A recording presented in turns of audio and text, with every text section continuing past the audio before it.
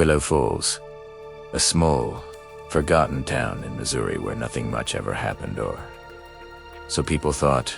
But on the cold night of November 14th, 1998, this quiet town was thrust into chaos. At exactly 2:37 a.m., alarms at the First National Bank rang out. Police officers arrived within minutes, expecting a simple break-in.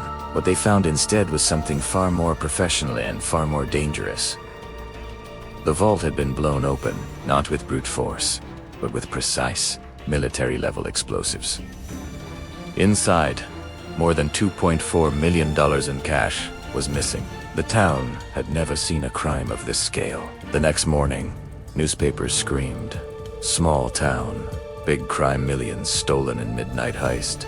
Detectives began piecing together the fragments. Witnesses reported a dark SUV speeding away from the scene. A truck driver claimed he saw a black Chevrolet Suburban near the bank around the time of the explosion. But in small towns, rumors spread faster than facts. Everyone had a theory, but no one had answers. 3 names quickly emerged. Michael Reed Danelia, former explosives expert in the military, known for his temper and his ability to disappear for days without explanation. Police found chemical traces in his garage, but he swore they were from fireworks. Sarah Whitworth, bank's own accountant. On the surface, she was soft-spoken, quiet, and respected. But behind closed doors, Sarah was drowning in debt. Investigators uncovered late-night text messages on her pager. "Is everything ready?" And tonight, to whom these were sent, no one could confirm. And Jonas Kellera, local mechanic, hardworking, rough around the edges, but loyal to his friends. He drove the same kind of Suburban spotted near the scene. Police swabbed his car and discovered microscopic traces of explosive residue. The town buzzed with suspicion. Was it Donnelly, with his military skills? Keller, with his black Suburban? Or Sarah, the insider, who knew every code, every routine of the bank? The investigation stretched for months. Detectives worked day and night, chasing dead ends. The FBI was eventually brought in, raising the stakes. Evidence, however, remained thin. By the year 2000, the case finally reached the courtroom. The trial gripped the town. Neighbors packed the courthouse, hungry for answers. Prosecutors built their case against Keller, painting him as the getaway driver who helped orchestrate the heist. They leaned on the truck driver's testimony, the explosive residue, and the Suburban sighting. Sarah took the stand as a witness, her voice trembling as she told the jury she knew nothing, that she herself had been shocked by the crime. Tears rolled down her cheeks, and the town believed her. Donnelly's past was used against him, but without direct evidence, he too remained only a shadow of suspicion. Keller's defense pushed back hard. Eyewitnesses can be mistaken, residue can transfer, and suspicion is not proof. After weeks of testimony, the jury delivered its verdict. Jonas Keller acquitted. Michael Donnelly acquitted. Sarah Whitmore never even charged. The money was still gone. The crime remained unsolved, and Willow Falls was left with a wound that would not heal. For 5 long years, the robbery became legend. People told the story in hushed voices at bars, in schools, and at kitchen tables. Everyone had their own suspect. Some swore Keller had gotten away with it. Others said Donnelly had buried the money in the woods. A few whispered about Sarah, but she was so quiet, so unassuming, that most dismissed the idea.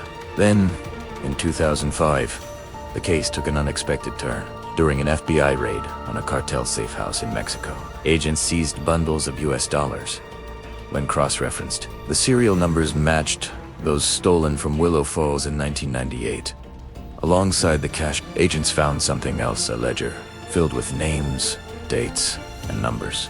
And one name appeared again and again, Sarah Whit. Investigators reopened the case. They dug into Sarah's life after 2001. What they found shocked even the most seasoned detectives. Sarah had quietly left Willow Falls, telling friends she needed a fresh start. In reality, she had reinvented herself. She had taken trips under false names. Large international wire transfers were made from accounts linked back to her. Offshore banks showed deposits that aligned with the missing money. In 2006, agents finally tracked her to Belize. She was living under an alias in a rented villa by the sea. When arrested, Sarah did not fight. Instead, she confessed. She admitted that she had been the mastermind all along. It was Sarah who gave Donnelly the codes, the timing, and the access. It was Sarah who led him into the bank without triggering alarms.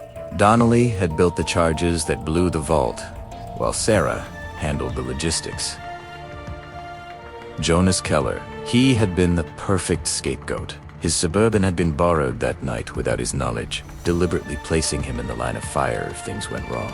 In court, the truth finally emerged. Donnelly, facing overwhelming evidence, pled guilty as part of a deal. He admitted his role in the bombing and testified that Sarah was the architect of the plan. Keller, after years of suspicion and whispers, was fully exonerated. Sarah Whitmore was sentenced to 35 years in federal prison. Donnelly received 22 years. Of the $2.4 million stolen, only about half was ever recovered. The rest vanished, possibly hidden in accounts that investigators could never trace. For Willow Falls, the truth was devastating. The quiet accountant who once cried on the witness stand had manipulated the entire town. She had used her knowledge, her position, and her trust to steal millions. The old bank still stands, scarred but silent, a reminder of that night in 1998.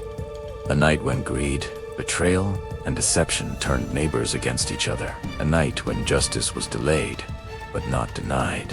And even now, decades later, one question lingers in Willow Falls. If Sarah had half the money, where is it today? This was just the beginning. The most mysterious and shocking crime stories are still ahead. Subscribe to Crime Flow Narratives and be among the first to uncover what comes next.